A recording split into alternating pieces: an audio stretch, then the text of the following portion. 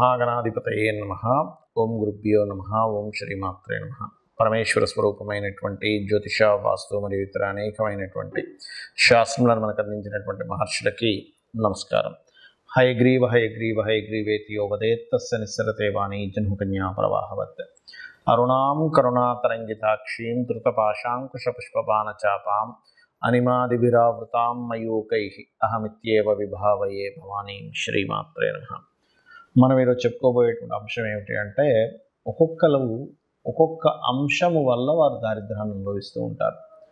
అందులో 12 లగ్నాల వారికి, ఒకవేళ లగ్నం తెలిస్తే లగ్నం నుంచి ఫాలో అవ్వండి, లేనట్లయితే 12 రాసులు తీసుకోండి. లగ్నం తెలియదండి, కొంతమందికి టైమ్ ఆఫ్ బర్త్ నోట్ చేయరు, అలాంటప్పుడు రాసి చూసుకుంటూ ఉంటారు. అటువంటి వారు కూడా ఈ యొక్క అంశంలో, అంటే మీరు ఏ విషయాల జోలికి వెళ్ళడం ద్వారా మీకు దారిద్ర్యం అనేటువంటిది ప్రారంభం అవుతుంది, ఎటువంటి పరిసరాలు మీ చుట్టూ ఉండకూడదు, ఇవి కనుక తెలుసుకోగలిగితే మీకు దారిద్ర్యం అనేటువంటిది మీకు దరిచేరదు. గుర్తుపెట్టుకోండి.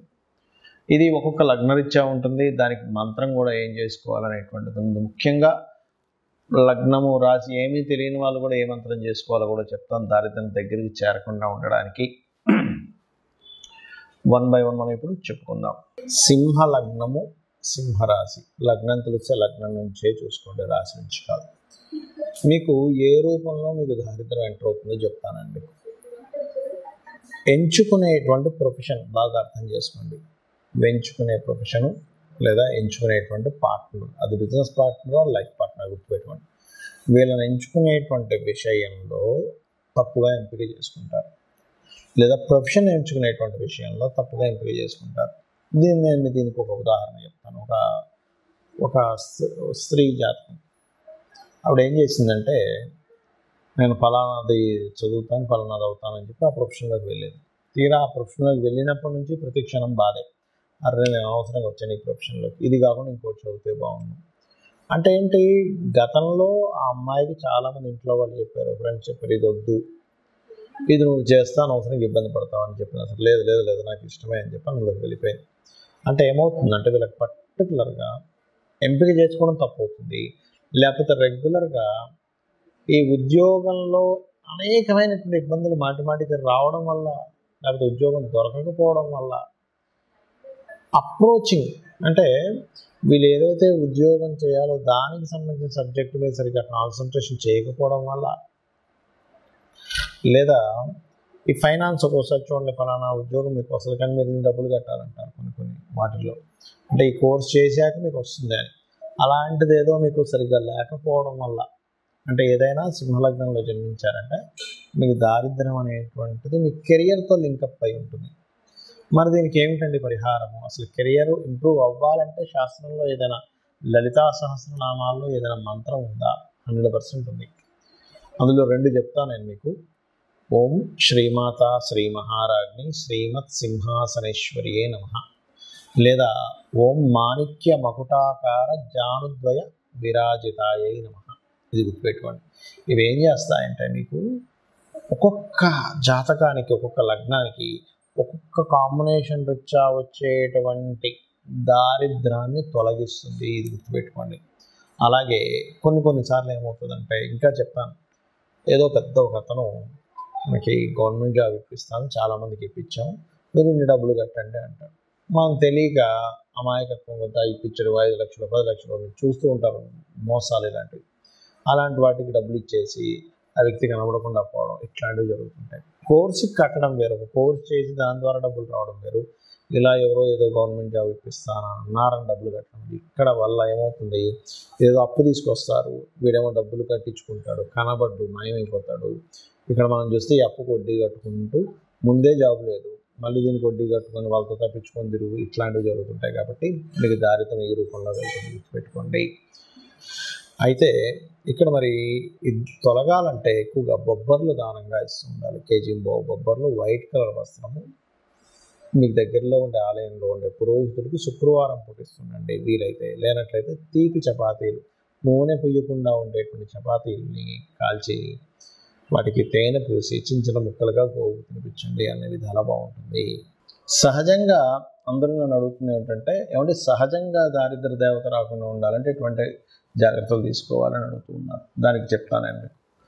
ఒకటి గుర్తుపెట్టుకోండి, ఇంట్లో గనక సూర్యోదయం అయిన తర్వాత కూడా ఎక్కడ పక్కలెత్తకుండా నిద్రపోతూ ఉన్నట్లయితే దారిద్ర్య దేవత ఖచ్చితంగా ఇంట్లో ఎంటర్ అవుతుంది. అంటే మీరు అనుకోవచ్చు, ఏమండి మా ఇంటి పక్కన పెద్ద బంగ్లా ఉంది, ఆ ఇంట్లో పిల్లలు అయితే అసలు పెద్దాక లెగరు, ఇంట్లో ఎవరు అసలు ఇచ్చేరైనా బాగానే ఉంది అంటే ఒకటే గుర్తుపెట్టుకోండి, వాళ్ళకి పూర్వజన్మల్లో చేసిన పుణ్యము వల్ల ధనాయోగం అనేటువంటిది బలంగా ఉంటుంది. అంత మాత్రం చేత వాళ్ళు హ్యాపీగా ఉన్నారని అనుకోకండి. వాళ్ళకి దరిద్ర దేవత అంటే కేవలం డబ్బులు లేకపోవడం మాత్రమే కాదు, గుర్తుపెట్టుకోండి, రోగాలు వస్తుంటాయి మనిషికి. లేనట్లయితే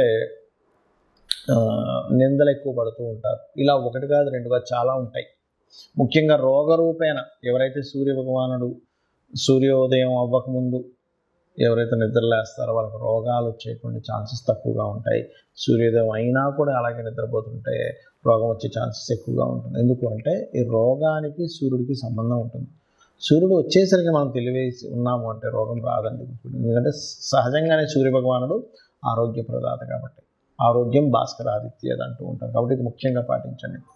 అలాగే ఇంట్లో పాత వస్తువులు, శాస్త్రం ఏం చెప్పిందంటే పాత మనుషులు అంటే ఏమిటి, బాగా ఏజ్డ్ పర్సన్స్ ఇంట్లో ఉండాలి.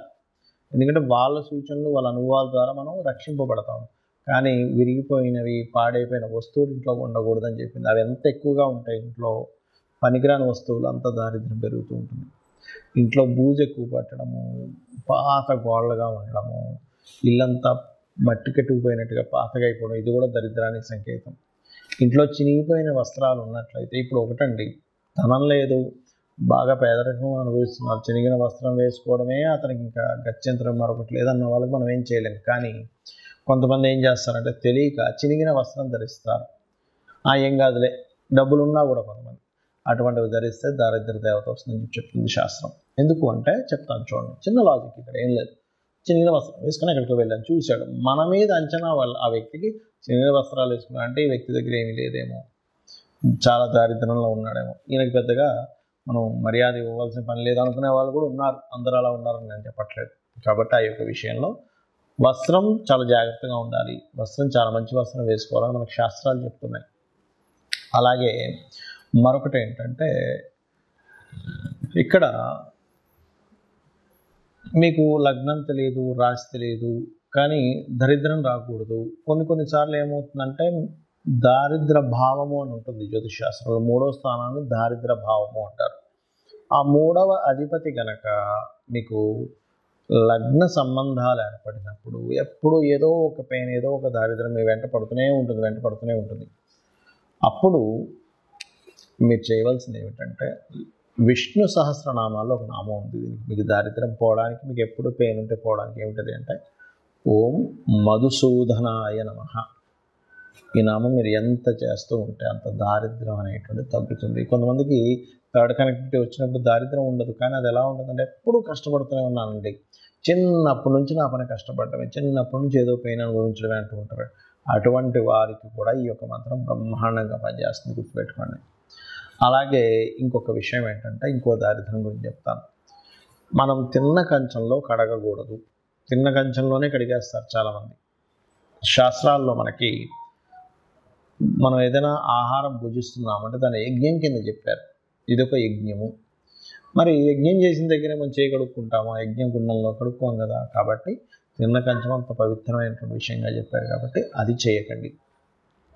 ఇక మరొక విషయం ఏంటంటే, చాలామందికి అలవాటు అయిపోయింది ఈ మధ్యకాలంలో సూర్యోదయానికి ముందు స్నానం చేయమని చెప్తుంది, కానీ సూర్యోదయం తర్వాత స్నానం చేయడం, ఇవన్నీ కూడా దారిద్రానికి హేతువులు. మరొక విషయం ఏంటంటే, దీంతోపాటు మీరు చాలామంది చేతిని తల మీద పెట్టుకుంటూ ఉంటారు, తల మీద చేయి పెట్టుకోకూడదని చెప్తూ ఉంటారు. ఎందుకంటే ఇది లక్ష్మీ స్థానంగా చెప్తారు. ఈ లక్ష్మి ఎప్పుడు తలకెక్కకూడదట, తలకెక్కితే దారిద్రం అని చెప్పి మనకి దత్తాత్రేయ చరిత్రలో ఉంటుంది. తన్ని చంపడానికి స్వామివారు ఒక ప్రణాళిక వేస్తారు, దత్తాత్రేయుల వారు వేసి అమ్మవారిని తల మీద పెట్టుకునేలా చేస్తారు. వెంటనే ఆ రాక్షసుడు హతం జరుగుతుంది. కాబట్టి పెట్టుకోకూడదని చెప్తుంది శాస్త్రం. దీనికి మళ్ళీ ఎక్కడెక్కడ చేయబెట్టుకుంటే మంచిది అనేటువంటిది పాదం దగ్గర, మోకాళ్ళ దగ్గర, కాళ్ళ దగ్గర, పొట్ట భాగంలోని, ఈ రకంగా ఈ నుదుటి భాగంలోని ఇక్కడ చేతులు పెట్టుకొని కొన్ని నామాలు, లలితాసహస్రనామాలు చదివితే అదృష్టం కలిసి వస్తుందని చెప్పింది శాస్త్రం. ఎక్కడా కూడా మీరు ఓన్లీ తల మీద పెట్టుకోకుండానే కాకుండా ఎక్కడ ఏ బాడీలో ఏ పార్ట్ దగ్గర మీకు హస్తాన్ని పెట్టుకుని మంత్రం చదువుకుంటే మంచి ఫలితాలు వస్తాయి అనేటువంటిది కూడా చెప్పింది చెప్పాలంటే. దానికి మళ్ళీ తగ్గట్టుగా దానికి సంబంధించినటువంటి రెమెడీస్ కూడా చెప్పడం జరిగింది. అలాగే మరొకటి ఏంటంటే, ఈ దారిద్ర్యం అనేటువంటిది ఒక్కోసారి మనకి జన్మజాతకంలో 3వ అధిపతి మహాదశ నడిచేటప్పుడు కూడా ఉంటాయి. మరప్పుడు ఎలాగ దాన్ని జయించాలి? ఎందుకంటే ఆ మహాదశ నడుస్తుంది కదా అన్నప్పుడు ఒకే దగ్గర స్థిరంగా ఉండకుండా మారుతూ ఉంటే మీ లైఫ్ బాగుంటుంది. అప్పుడు ఎందుకంటే 3వ అధిపతి లగ్న సంబంధం ఏర్పడింది, ఎవరికైనా దరిద్ర యోగం ఏర్పడింది.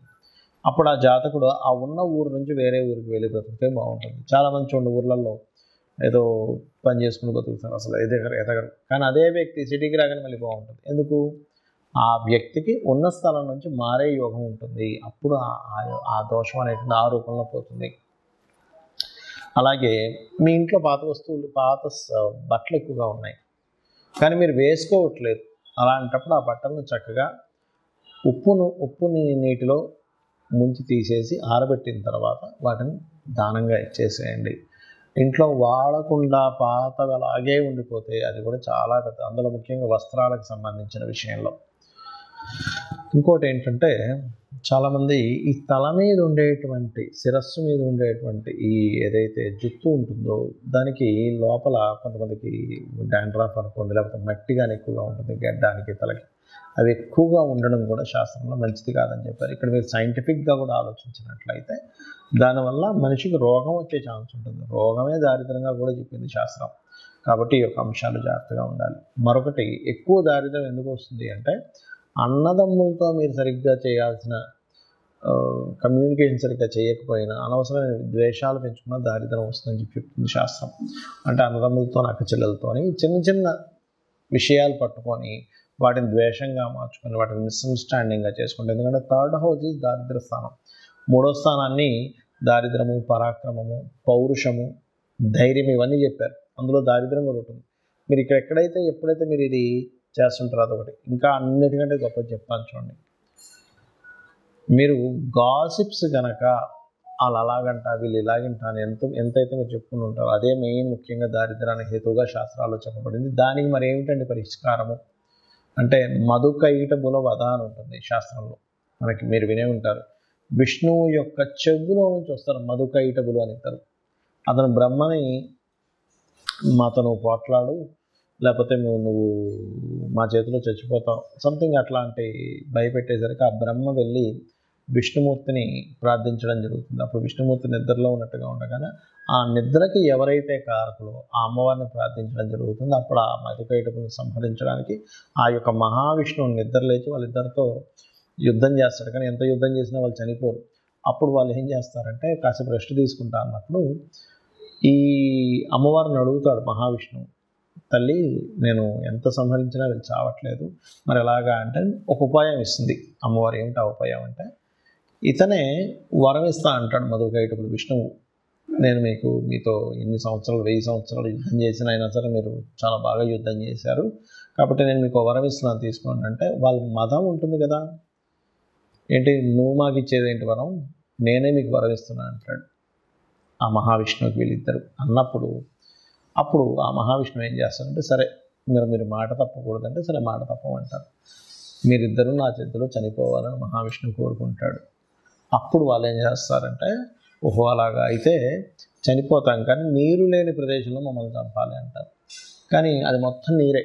నీటి మధ్యలో ఇతను శేషపాను పైన ఉంటూ ఆ యొక్క పద్మం నుంచి వచ్చినటువంటి బ్రహ్మగారిని చంపుదాం అనుకున్నారు కదా వీళ్ళు. సరైనప్పుడు ఏం చేస్తారు, అలాగే అని ఇతని శరీరాన్ని పెద్దగా పెంచి అతని తొడల మీద వేసి ఇతన్ని చంపేస్తారు. ఇది మధుకైటబుల వధ ఎవరైతే వింటారో వాళ్ళకి కూడా దారిద్ర నాశనం జరుగుతుంది అని చెప్పి శాస్త్రవచనం. శ్రీమాత్రే నమః.